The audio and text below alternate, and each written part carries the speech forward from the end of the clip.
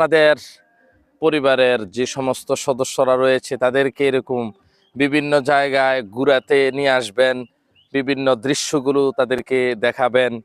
কারণ যখন আপনি আপনার সন্তানাদিদেরকে, স্ত্রী, মা বাপ সকলকে ঘুরাবেন এরকম ভাবে, তাদের মনের মধ্যে একটা আনন্দ কাজ করবে।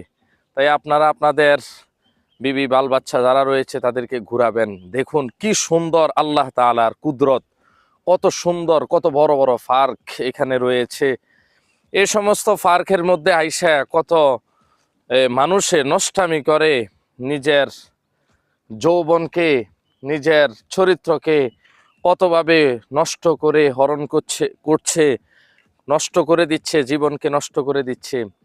কিন্তু আল্লাহ তাআলা বলেন, তোমরা এই সমস্ত দৃশ্যগুলোর মধ্যে আসবা যাতে করে আমার যে কুদরত, আমার যেই সৃষ্টি সেটা নিয়ে ভাবার জন্য।